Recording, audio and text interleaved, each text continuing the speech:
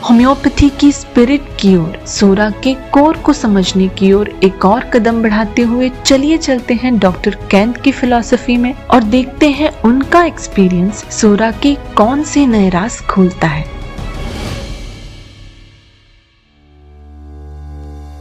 Doctor Kent शुरुआत में ही घोषित कर देते हैं कि सोरा ही हर तरह की फिजिकल सिकनेस की शुरुआत है।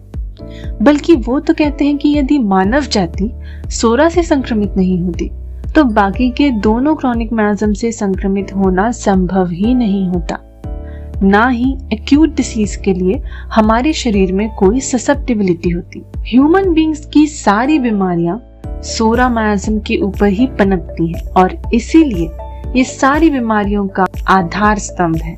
अच्छा, तो यदि बाकी सारी बीमारियों का आधार सोरा है और सोरा ही हमारे अंदर सारी बीमारियों की ससेप्टिबिलिटी पैदा करती है, तो सोरा का आधार क्या है? आखिर एक व्यक्ति सोरा के लिए ससेप्टिबल हो कैसे जाता है? डॉक्टर केंट बताते हैं कि सोरा ह्यूमन रेस की सबसे पुरानी और सबसे बुनियादी डिसीज है। ये हमारे अंदर एक तरह का डिसबैलेंस है और ये डिसबैलेंस खुद को कई तरह के क्रॉनिक डिसीज के रूप में एक्सप्रेस करता है। यदि मानव जाति अपने अंदर का संतुलन और व्यवस्था बनाए रखती तो सोरा मायाज्म कभी पनपता ही नहीं। सोरा के लिए ससेप्टिबिलिटी कैसे आती है, ये क्वेश्चन बहुत ब्रॉड है और ये हमें सीधे लेकर जाता है मानव जाति के सबसे पहले गलत कदम की ओर। ये संतुलन बिगड़ता है जब कोई व्यक्ति अपने मॉरल से नीचे गिरकर, अपनी स्पिरिचुअलिटी से नीचे गिरकर अपना पहला गलत कदम बढ़ाता है अनैतिकता की ओर, और यहीं से वो ससेप्टिबल हो जाता है सोरा के लिए। सोरा सब्सटेंशियल है और अगर हम सोरा को मात्र एक तरह की इच समझते हैं तो हम डॉक्टर हैनेमन के सोरा शब्द का एक्चुअल इंटेंशन समझ ही नहीं सकते। इच तो एक सुपरफिशियल सिम्टम है, एक लिमिटेड कंडीशन जो एक छोटे से लिविंग ऑर्गेनिज्म के काटने से भी हो जाती है और उस ऑर्गेनिज्म को मार देने से समझा जाता है कि इच का कॉज भी खत्म कर दिया गया है। डॉक्टर हैनेमन के सोरा का ये मतलब तो बिल्कुल नहीं था। सोरा न तो कभी सुपरफिशियल है और ना ही लिमिटेड। एक छोटे से सिम्टम से लेकर बड़ी से बड़ी बीमारी का रूप ले लेता है ये सोरा मायाज्म, जैसे epilepsy, insanity, malignancy, tumours, ulcers, catarrhs और कई तरह के इरप्शंस। ये मायाज्म सिंपल स्टेट से ग्रेट कॉम्प्लेक्स स्टेट तक पहुंच जाता है। ऑर्डिनरी फिजिशियन जब इसे सुपरफिशियल समझकर इसे सरफेस से हटाने की कोशिश करता है तो उसके फॉल्टी ट्रीटमेंट की वजह से पेशेंट में सोरा की जड़ें और भी मजबूत हो जाती हैं। डॉक्टर केंट कहते हैं कि एक तरफ आप दुनिया की पॉपुलेशन को देखें, दूसरी तरफ ये देखें कि इतनी बड़ी जनसंख्या में से कितने लोग मैच्योर एज तक पहुंच पाते हैं और कितने ही कम उम्र में ही बीमारी से चल बसते हैं। सोरा से उपजने वाली अनगिनत बीमारियों का शिकार हो जाते हैं। कितने ही इन्फेंट्स अपनी जान गंवाते हैं कंजेनिटल डिसेबिलिटीज के कारण, प्रीमैच्योरिटी के कारण, मेरास्मस के कारण। इन सब बीमारियों की जड़ ये क्रॉनिक मायाज्म्स ही तो है, लेकिन इनमें से भी प्रिंसिपल अंडरलाइंग कॉज है सोरा, उसके बाद सिफिलिस और फिर साइकोसिस।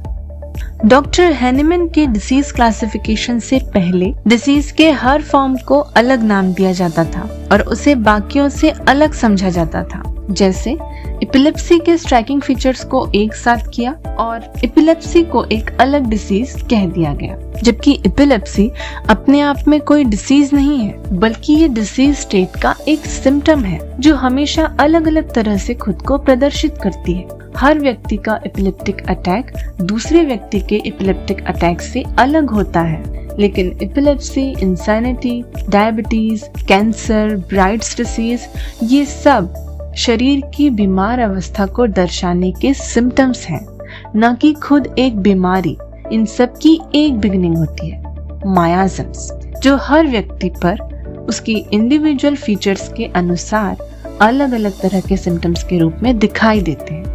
तो अगर आप सोरा को या मायाज्म्स को इग्नोर करते हुए सिर्फ पेशेंट की प्रेजेंट कंप्लेंट को रिलीव करने की रेमेडी देंगे तो आप समय समय पर अपने पेशेंट को रिलीफ तो देंगे, लेकिन लंबे समय में एनालाइज करने के बाद आप हर इंडिविजुअल केस में देखेंगे कि उसकी बीमारी की अवस्था धीरे धीरे बढ़ ही रही है और आपने अभी तक बीमारी की जड़ पर वार नहीं किया है। डॉक्टर हैनिमैन ने भी यही ऑब्जर्व किया। ये बात उनके लिए एक रहस्य की तरह थी, क्योंकि एक्यूट डिसीज को ठीक करने में तो वो मास्टर थे, क्योंकि उन्होंने एक्यूट रेमेडीज काफी अच्छी तरह से प्रूव कर रखी थी। Aconite, belladonna, arnica, china, nux vomica, etcetera etcetera. और ये सब एक्यूट मायाज्म और सोरा के एक्यूट मैनिफेस्टेशंस के लिए परफेक्टली सुटेबल भी साबित होती थी। लेकिन उस समय तक डॉक्टर हैनिमैन ने ये नहीं जाना था कि एक्यूट मायाज्म स्ट्रिक्टली एक्यूट है। उनके ट्रीटमेंट में और क्रॉनिक मायाज्म के ट्रीटमेंट में बिल्कुल अलग अलग तरह के अप्रोच की जरूरत होगी। एक्यूट मायाज्म और क्रॉनिक मायाज्म के डिफरेंस को समझाते हुए डॉक्टर कैंट कहते हैं कि ओल्ड स्कूल के डिसीज क्लासिफिकेशन के अनुसार यदि कोई बीमारी 6 सप्ताह तक रहती है तो उसे एक्यूट कहा जाएगा, 6 से 8 सप्ताह के बीच रहती है तो उसे सब एक्यूट कहा जाएगा, और 3 महीने या उससे ज्यादा समय तक रहती है तो उसे क्रॉनिक कह दिया जाएगा। डॉक्टर कैंट ने यहाँ अच्छी तरह से स्पष्ट किया है कि एक्यूट मायाज्म को टाइम ड्यूरेशन के आधार पर परिभाषित नहीं किया जा सकता, उन्हें उनके नेचर से पहचाना जाता है। तो क्या अंतर होता है एक्यूट और क्रॉनिक मायाज्म के नेचर में? एक्यूट मायाज्म 2 तरह से पेशेंट पर अटैक कर सकते हैं। या तो वो इतने वायलेंट और ज्यादा इंटेंसिटी से अटैक करेंगे कि पेशेंट की डेथ का कारण बन जाए, या फिर थोड़ी कम इंटेंसिटी के साथ अटैक करेंगे, जहां पर हमें देखने को मिलेगा कि उनका एक प्रोग्रेस का पीरियड होगा और एक डिक्लाइन का पीरियड होगा।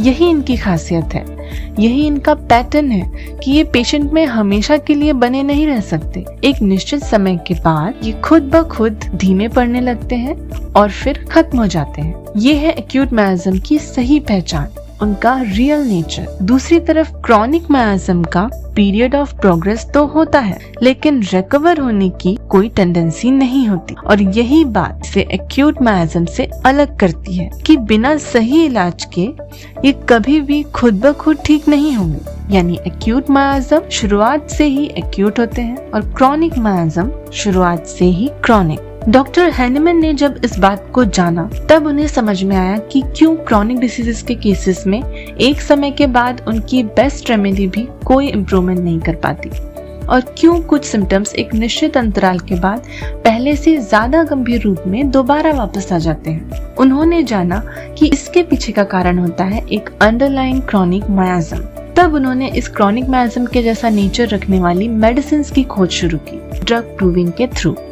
कैसे? पहले तो उन्होंने क्रॉनिक डिसीजेस के सारे सिम्टम्स इकट्ठा किए, फिर उन्होंने उन्हें सीक्वेंस में जमाया।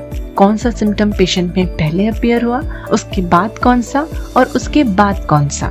इस तरह ऑब्जर्व करने पर उन्होंने पाया कि वो पेशेंट जो अब थाइसिस से सफर कर रहे हैं, उन सब की पास्ट हिस्ट्री में बचपन में उन्हें एक वेसिकुलर इरप्शन हुआ था उंगलियों के बीच और पूरे शरीर में, जिसे सप्रेस किया गया था ऑइंटमेंट्स या लोशन लगाकर। यहाँ एक स्वाभाविक सा प्रश्न उठता है कि उस डिसीज के सप्रेशन और बाद में होने वाली डिसीज का क्या रिलेशन। डॉक्टर हैनिमैन को इसका जवाब कुछ ऐसे मिला। जब उन्होंने अप्रोप्रिएट मायाज्मेटिक मेडिसिन से पेशेंट को ट्रीट किया, तब उन्होंने देखा कि पेशेंट की जो सबसे रीसेंट सिम्टम्स हैं वो सबसे पहले हील होते हैं, और उनके ठीक होते ही पुराने सिम्टम्स उभर कर आते हैं और फिर वो भी हील होते हैं।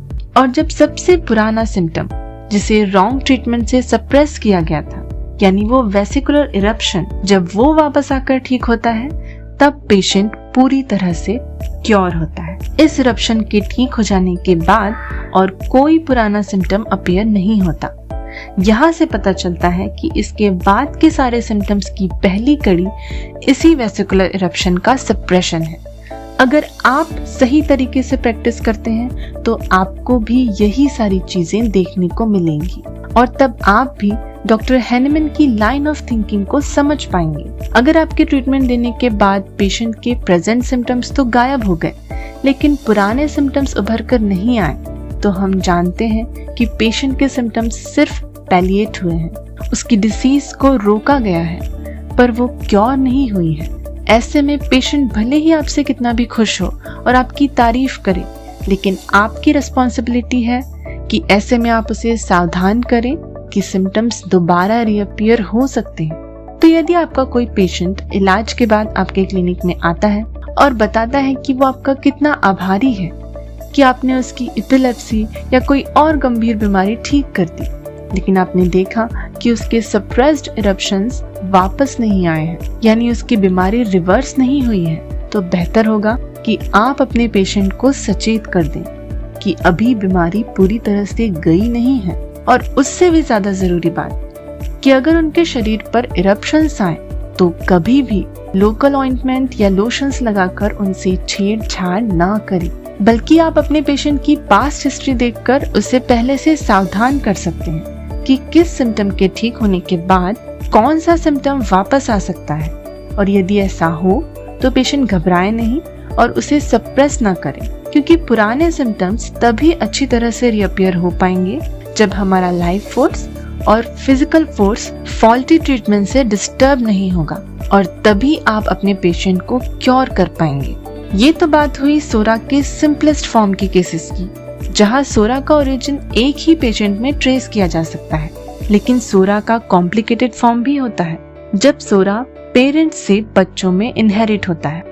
ऐसे केसेस में आपको रेयरली ही वेसिकुलर इरप्शंस का रीअपीयरेंस देखने को मिलेगा, क्योंकि बच्चे ने अपने पेरेंट्स से कॉम्प्लेक्स फॉर्म में सोरा को इनहेरिट किया है। लेकिन यदि सही ट्रीटमेंट दिया गया है और बच्चे की वाइटलिटी स्ट्रॉन्ग है तो इरप्शंस के दूसरे सिंपलर फॉर्म्स देखने को मिल सकते हैं। तो यदि ऐसे पेशेंट में कोई स्ट्रक्चरल चेंजेस वाली बीमारी चल रही है तो करेक्ट होम्योपैथिक रेमेडी के बाद स्किन पर विशियस अगले इरप्शंस का आना या कैटरल डिस्चार्जेस शुरू हो जाना ट्रीटमेंट के लिए एक गुड साइन है। और यदि इन्हें कोई दूसरी बीमारी समझकर दबाया जाएगा तो बीमारी फिर से अंदर की तरफ चली जाएगी और पेशेंट के इंटरनल मोर इम्पोर्टेंट पार्ट्स सफर करेंगे। इस तरह की प्रैक्टिस से जब हम मायाज्म का इम्पोर्टेंस समझते हैं, सोरा को समझते हैं, बीमारी का रियल नेचर समझते हैं, तो हम इस बात का भी अनुमान लगा पाते हैं कि पेशेंट के हर तरह के कैटरल डिस्चार्जेस को सप्रेस करना कितना गलत है। प्रेजेंट डे के मेडिकल सिस्टम का शरीर पर आने वाले हर सिम्टम को बिना समझे उसे हटा देने की कोशिश करना कितना गलत है, पेशेंट की हेल्थ के लिए कितना घातक है। इस तरह के ट्रीटमेंट से ही तो सोरा कॉम्प्लेक्स बनाया जाता है, साल दर साल, जनरेशन टू जनरेशन, और वो ह्यूमंस की हर तरह की बीमारी का आधार बन जाती है।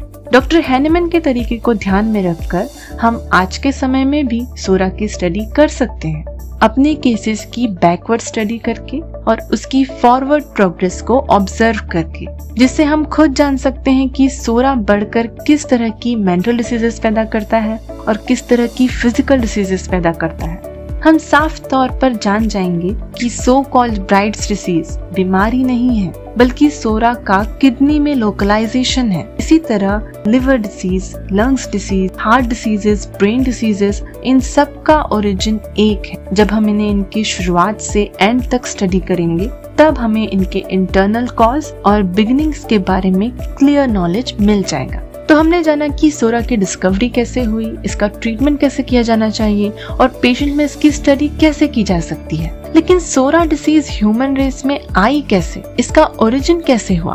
अगर आप ये जानना चाहते हैं तो देखिए इस वीडियो का नेक्स्ट पार्ट। अदरवाइज फिलॉसफी की दूसरे वीडियोस के लिए देखिए ये प्लेलिस्ट।